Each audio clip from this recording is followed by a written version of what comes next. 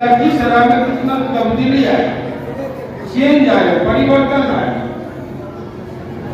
ये बदलाव जो हुआ है तो हमें याद आती है कि हमारे अभिभावक, समाजवादी शिक्षक, हम सब के आदर्श कपिल देव बाबू कि उनका संघर्ष बढ़िया और लखीसराय के लिए कितना है। हमें याद आती है अपने भाई और गुरु भाई का लीजिए चंद्रशेखर जी के शिष्य, हमारे अग्रज साथी कृष्णचंद्र भाई जी पूर्व एमएलए की, उनका कितना योगदान रहा लखीसराय। और हम अपने मित्र वर्तमान सांसद ललन सिंह जी के भी योगदान को भुला नहीं सकते। लखीसराय में जो आज आमूल परिवर्तन है, इसके जनक, इसके पीछे ललन सिंह जी का, राजीव रंजन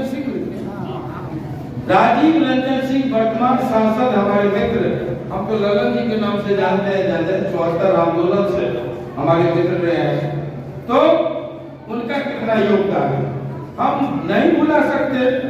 आपके उप मुख्यमंत्री और हमारे अनुज विजय सिन्हा जी को, जिनका योगदान लखीसराय को चेंज करने में, परिवर्तन करने में था, है और आगे भी केंद्रीय मंत्री और उप मुख्यमंत्री जी को, सबको बधाई देते हुए अपनी बात शुरू करूंगा। साथियों, आज गांधी जी का बलिदान, एक बलिदान दिवस पर हम लोग इकट्ठे हुए। गांधी बनना कोई खेल नहीं, आसान नहीं है, लेकिन गांधी को समझना भी उतना ही कठिन है। मैं आ रहा था ट्रेन से, एक बार हमारे कुछ मित्र मिल गए। आज भी मैं कहानी कह रहा था, रास्ते में आप लोग का जिंदाबाद शुरू हो गया तो नीरज साहब ने वही कहानी बंद करी। एक आरपीएस थे और एक वेब सीरीज बनाने वाली कोई लड़की थी, तो ऐसे ही चर्चा चली कि लखीसराय जा रहे हैं। मैं तो उन लोगों की बात से फेडअप हो करके बिल्कुल मफलर बांध करके और सो गया था। लेकिन जब वो क्रू आई, एयर होस्टेस, और उसने पुकारा कि मिस्टर आनंद मोहन, तो मेरी नींद खुली, क्योंकि मेरा नाश्ता मेरे साथियों ने बुक कर दिया था, क्योंकि सुबह 8 बजे प्लेन था, तो घर से 6 बजे निकलना पड़ा। तो नाश्ते के लिए जब बुलाई मिस्टर आनंद मोहन, तो उन लोगों का ध्यान दिया और उन्होंने पूछा कि आप लोग बीजेपी वाले आनंद मोहन हैं? हमने कहा कि मैं बीजेपी में तो नहीं है। तब क्या जेडीयू में है? हमने कहा कि जेडीयू में भी नहीं है, हम स्वतंत्र हैं, निष्पक्ष लोग हैं। मेरी पत्नी जेडीयू से है, बेटा जेडीयू की सरकार और एनडीए की सरकार को बचाया है, और निश्चित तौर पर गठबंधन में हमारे परिवार के लोग। तो कहा, तो जाते जाते चर्चा चली कि लखीसराय जा रहे गांधी जी की पुण्यतिथि पर, शहादत दिवस पर। तो गांधी पर चर्चा चली। हमें लगा कि आज की पीढ़ी को, चाहे वो आईएएस हो, आईपीएस हो, बुद्धिजीवी और कथित पत्रकार हो, फिल्म बनाने वाले लोग हो, उनको गांधी की जानकारी नहीं है।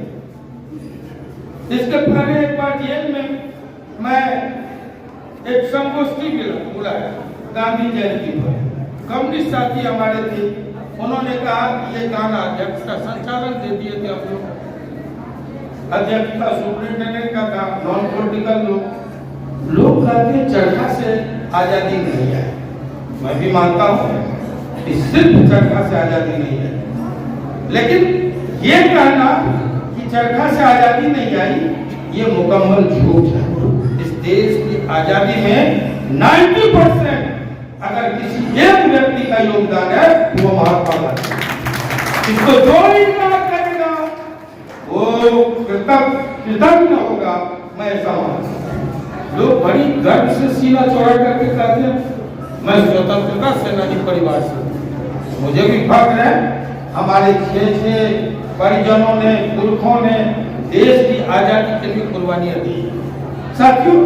लेकिन आज जो कहते हैं मैं स्वतंत्रता सेनानी परिवार से हूँ, सीना तान के, वो भी गांधी को गाली देने का एक ट्रेंड चला है साथियों। मित्रों, नीरज कारा का मैं सुन रहा था, 84 नहीं लगभग 100 देशों में गांधी की प्रतिमाएं आज शान से भारत का प्रतिनिधित्व करती है। वो बताता है गांधी ही भारत है और भारत ही गांधी है। गांधी भारत की पहचान है, अस्मिता है साथियों। मैंने गांधी लिखा, मेरे गुरुजी, मैं गांधी का बड़ी जबरदस्त आलोचक हूं। मैं अपने लड़कपन के दिनों में कहा करता था कि देश का विभाजन हो गया, गांधी कहां जो आज सवाल उठाए जा रहे। ये इनको क्या कहता है, मंगल पांडे ऐसे सैकड़ों, दर्जनों, हजारों लोग, ताकतवर लोग बहादुर शाह जफर के पीछे खड़े थे और हम हार गए साथियों। बंधु आए, 3 भाई देश के बड़ी बेटी पर अपना सर्वस्व निछावर कर दिया। आए बिस्मिल, अशफाक, चंद्रशेखर आजाद, भगत सिंह, सभी फांसी पर चढ़ा दिए गए या गोलियों से शिकार हो गए। आए, नहीं माना, कहा कि अहिंसा हमारी नीति होगी, अहिंसा हमारा चरित्र नहीं होगा, अहिंसा हमारा हथियार होगा। मतभेद हुए गांधी और सुभाष के। नेताजी सुभाष को गांधी ने कहा तुम फ्री हो, हथियार से अगर परिवर्तन लाना, आजादी लाना है, गांधी ने फ्री कर दिया। और जब जो लोग कहते हैं ये बापू टाइटल दिया हुआ है नेताजी सुभाष चंद्र बोस ने, महात्मा, ये टाइटल गांधी ने स्वयं नहीं ओढ़ लिया। ये टाइटल है नोबेल पुरस्कार विजेता, सर्वश्रेष्ठ देश के साहित्यकार गुरुदेव रविंद्रनाथ टैगोर। साथियों, तो ये गांधी, हमने कहा कि ये हार हुई हमारी। सारे आपको रामगढ़ मेरठ से शुरू हुई सैनिक विद्रोह, सेना भी विद्रोह करके और बागियों का साथ दिया, लेकिन हम पराजित हो गए, हम मिटते रहे। हमने कहा भगत सिंह से लेकर चंद्रशेखर आजाद से लेकर सारे लोग या तो मारे गए या फांसी पर चढ़ा दिए गए। आए नेताजी सुभाष चंद्र बोस, हिटलर से जाके मिले। गांधी का मतभेद था कि अगर हम दूसरे के बल पर देश को, मुल्क को आजाद करेंगे तो एक अंग्रेज को हटाएंगे, एक अंग्रेज जाएगा, नाजी हमारे सीने पर हिटलर के रूप में आएगा। इसलिए देश की स्वतंत्रता के लिए जनता को जगाओ। भगत सिंह हार करके अपने विचार में परिवर्तन करता है और अंतिम में कहता है कि क्रांति की तलवार विचारों की शान पर तेज होता है। और उन्होंने कहा कि जब तक हिंसा से, पिस्तौल के बल पर बम फोड़कर हम इतने बड़े शासक को इस देश से खदेड़ नहीं सकते। और उन्होंने कहा अंतिम में फांसी के तख्त को चूमते हुए जवानों को जगाने को काउंसिल में बम फेंका, अगर इस दम नहीं जागा तो फिर मर के जगाऊंगा। ये इसलिए कहा उनको जन आंदोलन की जरूरत समझ में आए। और उन्होंने कहा जनता, इस देश की दौलत, टाटा, बिरला, डालमिया, उस समय के जो भी थे, सिंघानिया, गोयनका, ये सारे के सारे लोग अंग्रेज भक्त। साथियों, इस देश की ताकत राजे रजवाड़ों के पास जिनकी थी वो सारे के सारे लोग अंग्रेजों के अधीन का कबूल कर चुके थे। कोई सर कोई राय बहादुर का टाइटल लेके राज दरबार में पेश थे। गांधी जब आए तो गांधी के पास कुछ नहीं, न सेना थी। इस देश की प्रतिभा जो उस समय ICS हुआ करते थे, IS IPS नहीं, ICS, वो अंग्रेजों की गुलामी स्वीकार कर चुका था, उनका तंत्र बन चुका था। इस देश की प्रतिभा, इस देश की दौलत, इस देश की ताकत सभी अंग्रेजों के हिस्से था। गांधी अकेला निकला लुकाठी लेकर और जनता को जीत लिया। गांधी ने 1 साल इस देश के मिजाज को जाना और वही गांधी जो गुजराती पगड़ी बांधता था, नक से सिर तक पोशाकों में डूबा रहता था, वो गांधी अंतिम में दरिद्रता का दर्शन करता है। नदी के खूनी घाट पर एक महिला निर्वस्त्र होकर स्नान करती है, उसका गांधी को देख करके वो निकल नहीं पाती है, लोग का आना जाना शुरू हो जाता है। तब गांधी ने अपनी चादर लहरों पर बिछा करके और धीरे धीरे उधर भेज दिया। महिला उसी वस्तु को पहुंच करके उसी चादर को बांध करके बाहर आई। गांधी ने वही संकल्प लिया, जिस देश में महिलाएं निर्वस्त्र होकर स्नान करती हो, वहां गांधी को पूरा वस्त्र धारण नहीं करना है। देश अधनंगा होगा तो इसका नेता भी अधनंगा होगा। फैसला लिया। साथियों, इस तरह गांधी बनता है। तो गांधी के पास क्या था? गांधी के पास नमक हम स्वयं बनाए। नमक पर टैक्स लगा था। आज तो न जाने कितने चीजों पर टैक्स लगता है, बावजूद हमारा सेहरा भी नहीं होता। साथियों मित्रों, नमक पर टैक्स बना, उसी को हथियार बनाया, क्योंकि नमक आम आदमी से जुड़ा हुआ है। नून रोटी खा करके भी लोग जिंदा रह रहे हैं, बना नमक है। तो नमक को पकड़ा गांधी ने और नमक सत्याग्रह शुरू किया। मेरे दादाजी भी उनके अनुयायी थे। सुखासन में आज भी नमक सत्याग्रह स्थल नमक से शुरू किया। उसके बाद कहा कि हम विदेशी वस्त्र को नहीं पाएंगे। अब नमक सत्याग्रह स्वयं अगर लोग नमक बनाएगा, करोड़ों का देश जिसको अंग्रेजों ने अपना बाजार बना लिया था, अगर स्वयं नमक बना के खाएगा, कोई संविधान में कानून ही नहीं था कि लोग अगर नमक बना के खाएंगे तो उसको अरेस्ट कैसे करोगे। लेकिन गांधी को नमक के बहाने लोगों को जगाना था, जन आंदोलन के लिए तैयार करना था। साथियों, उसके बाद कहा कि हम अपना विदेशी वस्त्र जलाएंगे। एक मार्केट बना दिया, ढाका का मलमल, उंगली काट लिया, हाथ काट लिया, जिसके एक अंगूठी से पूरा थान गुजर जाता था। इतना महीन मलमल, उस कुटुंब उद्योग को खत्म किया अंग्रेजों ने। निष्ठुरता से गांधी उसको पकड़ा। लंका शायर, बकिंगम शायर से जहाज से कपड़े आते थे हमको देने के लिए, हमारा उद्योग निशान बन गया। साथियों, कहा कि हम स्वयं अपना चरखा चलाएंगे, सूत काटेंगे, तुम्हारा वस्त्र नहीं बने। हम अपना बंडी, हम अपना शर्ट निकाल के लखीसराय के चौराहे पर 50-25-100 मित्रों के साथ अपना वस्त्र लेके जला दे मुख्य चौराहे पर। कौन सा कानून? कोई कानून नहीं था उस समय देश के अंदर कि अगर कोई, हम गांधी ने यही नहीं कहा कि मिल पर हमला करो। गांधी ने ये नहीं कहा कि ट्रक जो माल लेके आता है कपड़ा उसको जला दो। गांधी ने ये नहीं कहा कि दुकानों से कपड़े छीन लो। हम अपना कपड़ा प्रतीक के रूप पर जलाएं और अपना स्वदेशी वस्त्र पहने। कोई कानून नहीं था। अंग्रेजों के हाल फिर भी अरेस्टिंग शुरू। और साथियों, जो गांधी चेरी चोरा कांड पर उस सिपाही के मरने के बाद आंदोलन वापस ले लिया, वही गांधी 42 में करो और बड़ों को नारा दे दिया, क्योंकि देश तैयार हो गया था आजादी के लिए। गांधी इस लक्ष्य को पकड़ता था, जानता, को समझा नहीं जा सकता। मैं दावे के साथ हूं।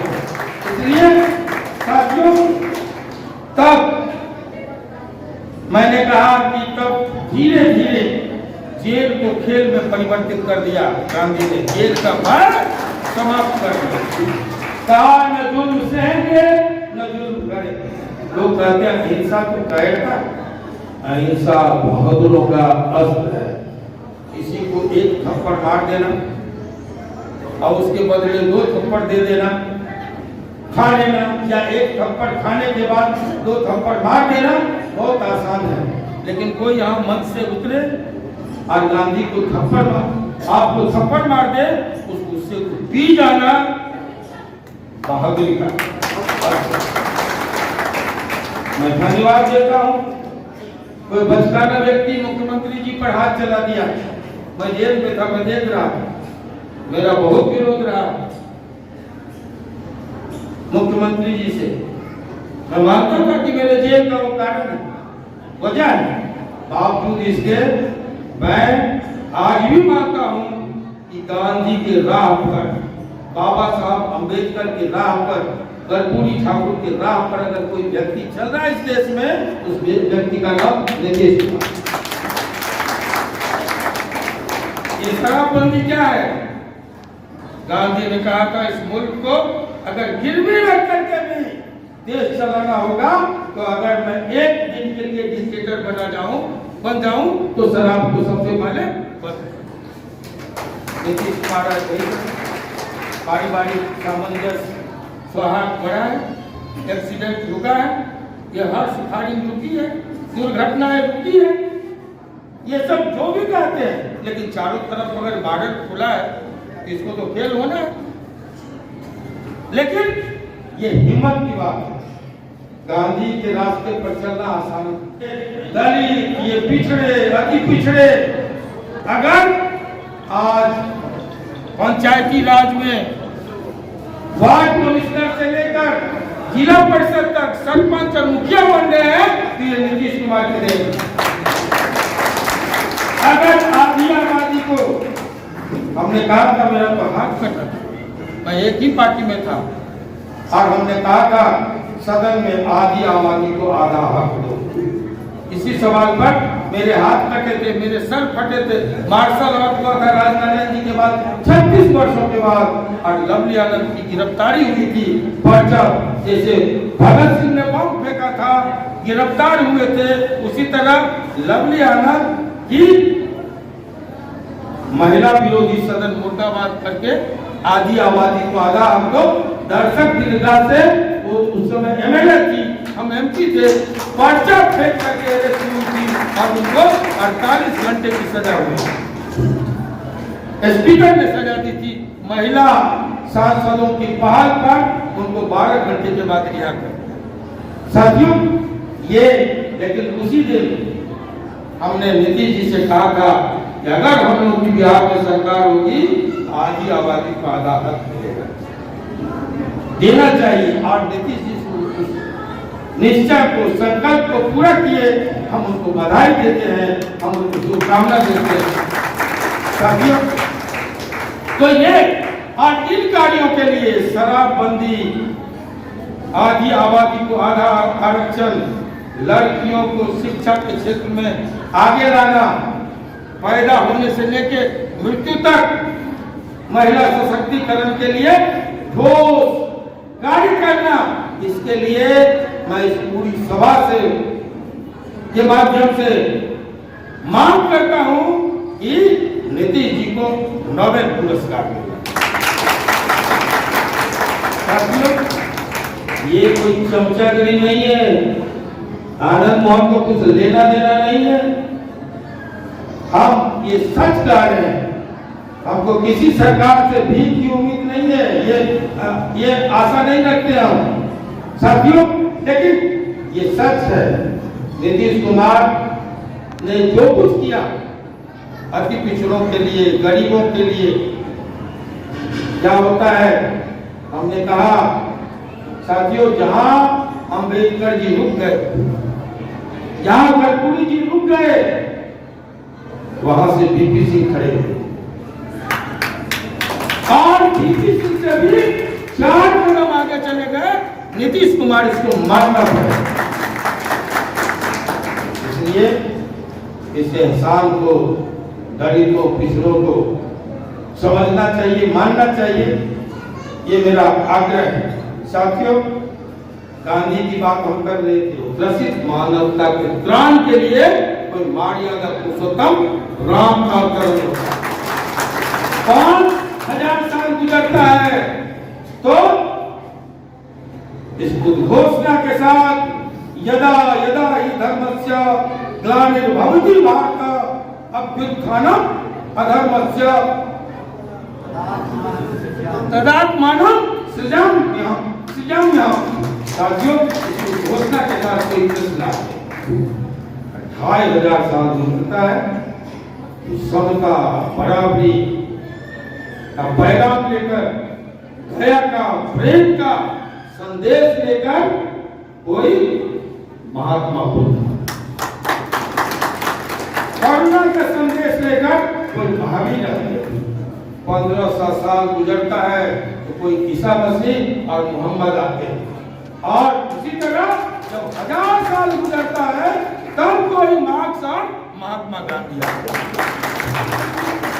मार्क्स का नाम मैंने इसलिए लिया कि मार्क्स और गांधी विचारों की वो बुरी है जो 1000 साल तक अस्मित है। पूरब का प्रतिनिधित्व गांधी कर रहा है और पश्चिम का प्रतिनिधित्व मार्क्स कर रहा है। दोनों एक जगह से शुरू हुए हैं। गरीबों, वंचितों, शोषितों, ये दलितों के त्राण के लिए, कल्याण के लिए दोनों आए। लेकिन एक ने कहा कि एक ने हिंसा को अपनाया, क्योंकि उनके यहाँ कोई भारतीय दर्शन नहीं था, भारतीय मनीषी नहीं थे। उसने हिंसा, अहिंसा उनके सोच से पड़े, तो उन्होंने हिंसा के माध्यम से क्रांति लाएंगे। और यहाँ पर तो पाले आ चुके थे, महावीर पाले आ चुके थे, जिन्होंने विनम्र क्रांति करके बतलाया था कि प्रेम, सत्य और अहिंसा के दम पर भी परिवर्तन लाया जा सकता है, समाज में बराबरी लाया जा सकता है। गांधी ने उसी को अपनाया, उसी को अपना हथियार बनाया। और गांधी की यह अनुपम देन है कि गरीबों, दलितों, पिछड़ों, शोषितों, वंचितों को अहिंसा का अमोघ अस्त्र दे दिया, जिसके सामने बिहार को झुकना है, जिसके सामने दिल्ली की सल्तनत को झुकना होगा, और जिसके सामने साम्राज्यवादी अंग्रेज को भी झुकना पड़ा। अहिंसा कोई साधारण खेल नहीं है। कुछ लोग आमरण अनशन को खिलौना बनाते हैं। आमरण अनशन इस अमोघ लुटाते हैं और मठों में बैठ करके आज तक राज करते रहे, वो है मठी गांधीवादी, आज भी है। दूसरा सरकारी गांधीवादी, मठी, और दूसरा सरकारी, जो गांधी को औजार बनाकर, गांधी को माध्यम बनाकर सरकार में बैठे। गांधी की बात तो करे, लेकिन गांधी का नाम तो ले, गांधी का काम न करे, ऐसे सरकारी। और तीसरे लोहिया ने कहा कि हमारे जैसे कुजात गांधीवादी, उन्होंने अपने को कहा कुजात गांधी, और उसी कुजात गांधीवादियों के दम पर आज गांधी जनता के विरोध का आपके पास माध्यम क्या है?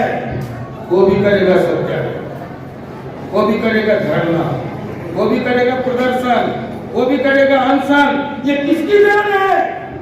ये गांधी की देन है, महात्मा गांधी। दुनिया को ये अमोघ अस्त्र, इसके पहले किसी के पास नहीं था। शासन की खिलाफत कर दी है, 4 को बम पटक दिया, 4 गोली मार दिया। कहीं ये मुजफ्फरपुर में जो मारे, हम आमरण अनशन करेंगे, कैसे गांधी को इनकार कर सकते? कौन, किसकी हिम्मत है जो गांधी को इनकार कर दे? मार्क्सिस्टों से पूछिए, आंख में आंख नहीं करते। क्या आप धरना नहीं करते, प्रदर्शन नहीं करते, अनशन नहीं करते? अगर अनशन करते हैं तो आप गांधी के मानसिक शिष्य। साथियों, गांधी की मौत ने भी गांधी को अप्रतिम बना दिया और द्वितीय बना दिया। अगर गांधी अस्पतालों में एड़ियां रगड़ रगड़ के दवा खा करके खांस कर मरे होते तो गांधी नहीं होते। साथियों, हमारी संसद की एक कविता है और यहाँ इनकलाब नहीं, पैसा है, सौदा है, इसकी दुकानें हैं, हाट बाजारें हैं, जिनमें वो कपड़ों के मोल भाव बिकता है और यहाँ दिल के बीच दीवारें हैं, जात पात रंग वर्ण देश काल वाली बड़ी ऊंचे किनारे हैं, इनको गिनाना आसान नहीं। यहाँ लगे बड़े बड़े पहाड़े हैं क्योंकि मठमस्जिद और गिरजाघर, पंडित और पादरी सभी सबके सब इन्हीं के सहारे को ठाड़े हैं। इसे नाम जाने की सजा मौत पाना है, ईसा की भांति क्रॉस के ऊपर चढ़ जाना है, गांधी की तरफ गोली खाकर मर जाना है। भारत माता की